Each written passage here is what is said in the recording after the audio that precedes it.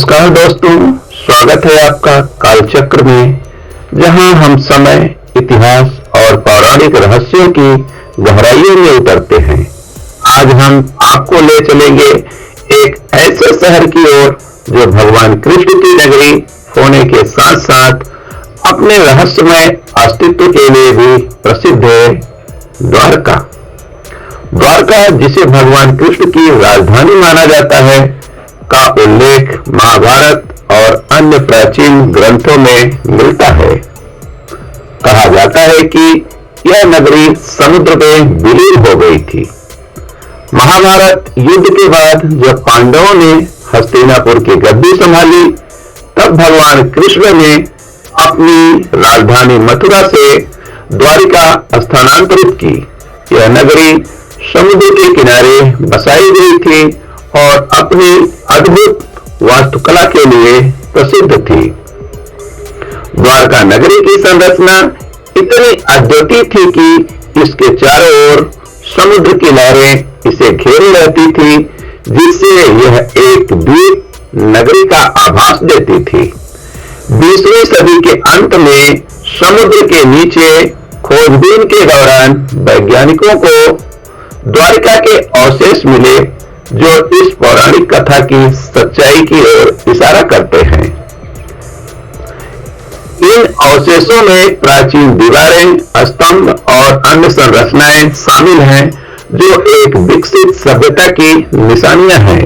साथ ही उस समय के बर्तन भी मिले, जो 1528 ईसा पूर्व के माने जाते हैं।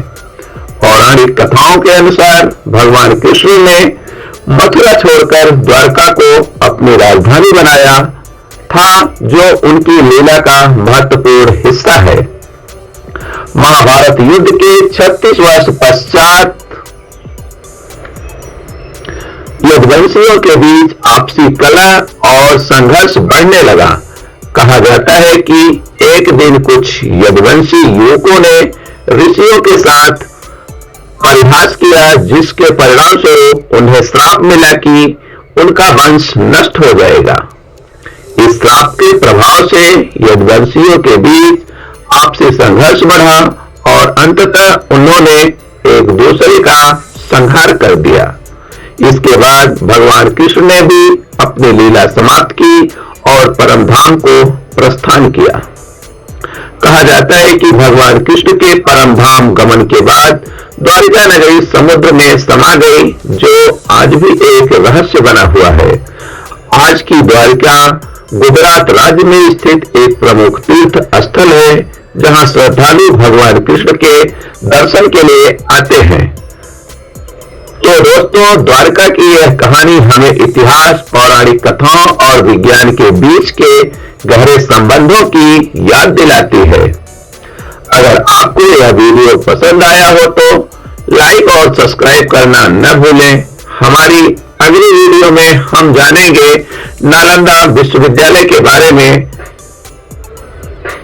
तो हमारे साथ बने रहिए अगले वीडियो तक। धन्यवाद।